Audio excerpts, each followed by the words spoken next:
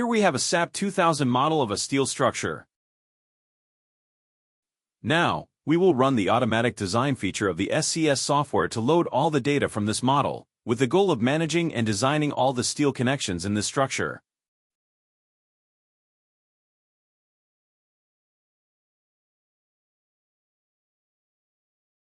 First, we'll select the load combinations we want to use for connection design. In this case, we will select all ultimate limit state combinations.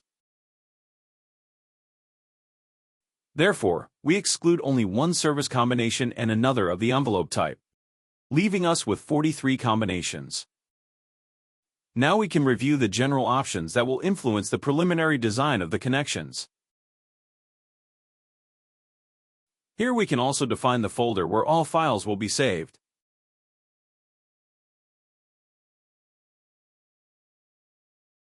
Now we can click the Start Automatic Design button so the program can identify all similar connections and their respective types.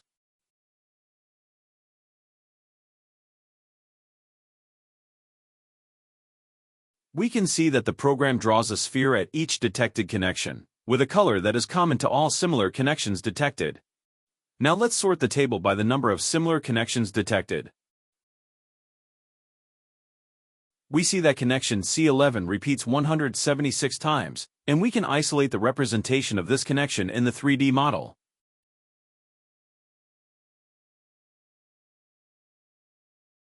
We can left-click on a sphere to check the connection name.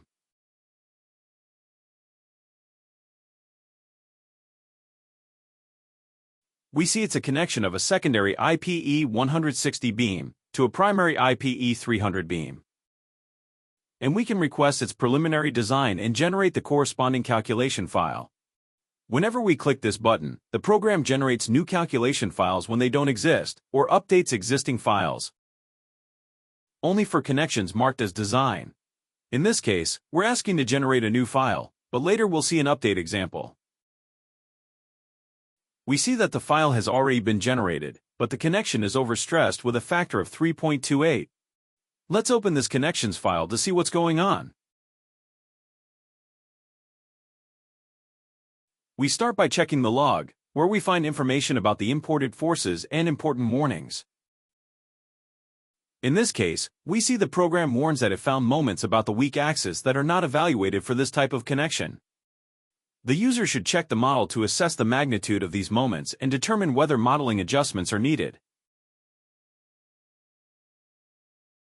Now we're going to change the calculation behavior for this connection.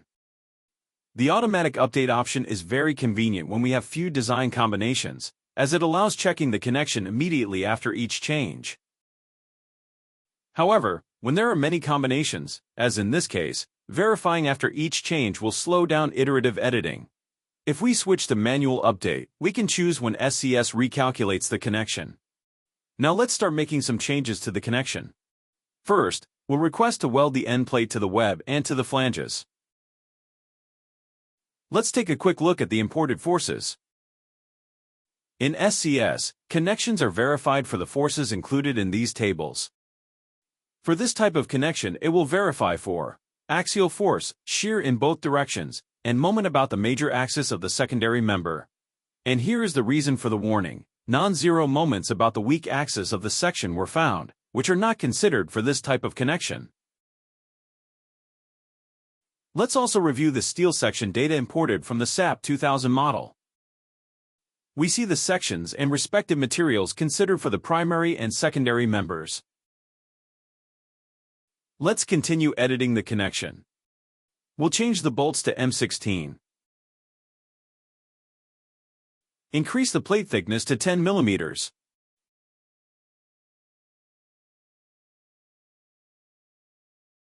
Adjust the bolt positioning.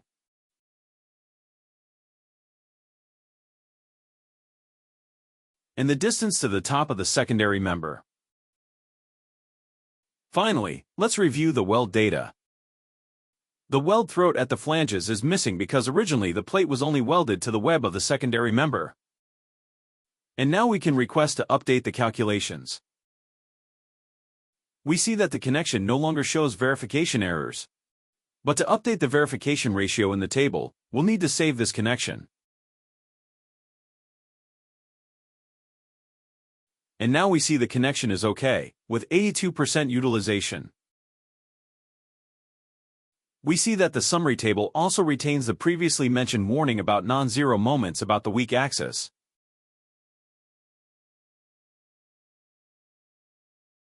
Let's go to the SAP2000 model to analyze this issue.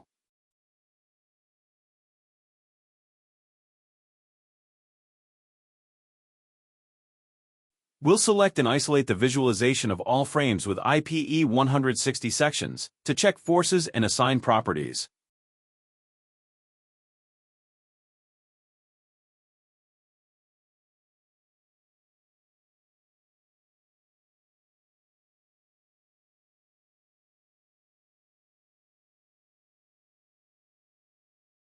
Let's start by checking the releases assigned at the ends of these frames.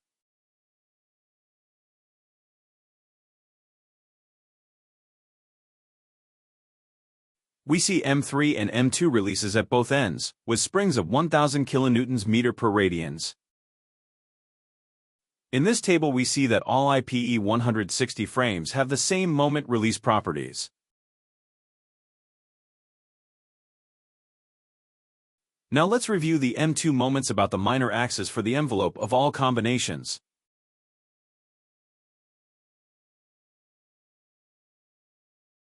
We see relatively small values, most likely compatible with the connection we just defined. However, let's save this model under another name, edit it, and fully release the M2 moments.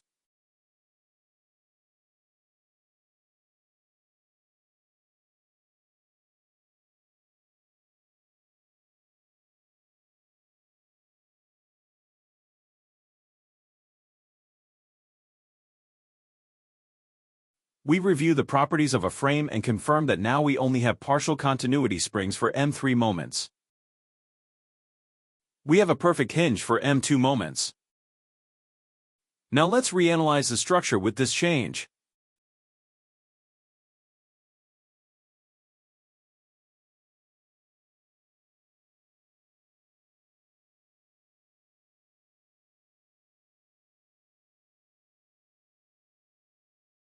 We review the M2 moments again and verify they are 0. Which is logical, considering the frames are pin-ended in this direction. Let's return to SCS to update the forces with the data from this new version 2.0 of the model. By clicking this button, SCS will re-import all information from the active SAP2000 model. To update the connection we already calculated, we first need to mark it as design. Then click this button to update the forces, as well as changes to the primary and secondary member sections. In this case, we did not change the frame sections, so the program will simply update the table of design forces. Now we can open the connection by clicking here. We update the calculations and confirm that the log no longer shows the previous warning about M2 moments. We save this connection, close it, and see that no warning appears in notes. Now let's design a completely different connection. We'll choose C37, which is a beam-to-column connection. We request to isolate these connections in the 3D model.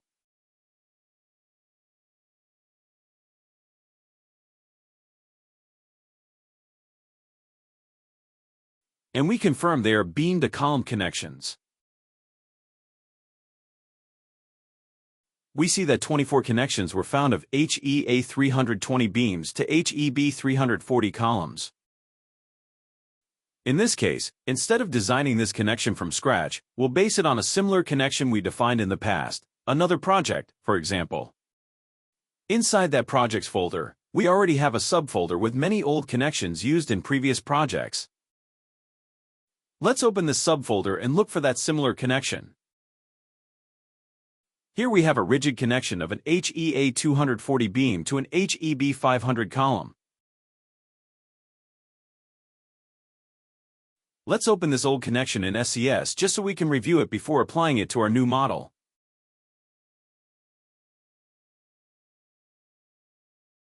It's an EM3 connection, which corresponds to this end plate column beam.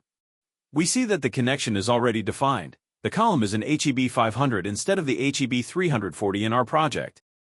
And we see the combinations that were used for design in the old project. We can update the calculations just to see the results of the original connection for the original forces of the previous project. Now we can save this connection directly into our new projects folder, naming it C37_A. We add the suffix just to remind ourselves it was a reused connection. Now we can close this connection and go back to our project. First, we have to change the connection type. It was defined as flexible endplate, XL1, but we want to use a rigid connection, EM3. And we change the file name to C37_A, so that SCS finds the connection we just moved into the project folder. Now we have to mark this connection as design. And we click this button to update the forces and the steel section data.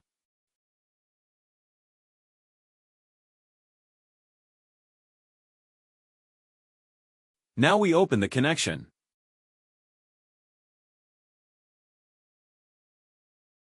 We correct the beam angle, which for some reason was set to 45 degrees. And now we can verify that the connection has adapted to the primary and secondary profiles in our model. And now we request to verify the connection. We see that the connection satisfies strength requirements, and we save the updated file. We can now close this connection and verify that it shows OK status in the summary table. Finally, we'll request to generate the calculation reports for the two connections we designed in this example.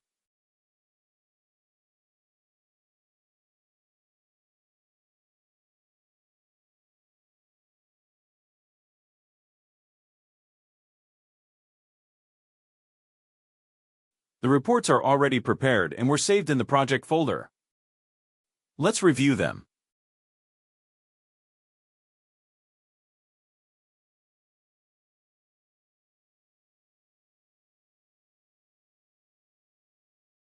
In conclusion, in this short step-by-step guide, we showed how to detect the different steel connections in a SAP2000 model, design them from scratch, or reuse previously defined connections, thus leveraging work developed in previous projects.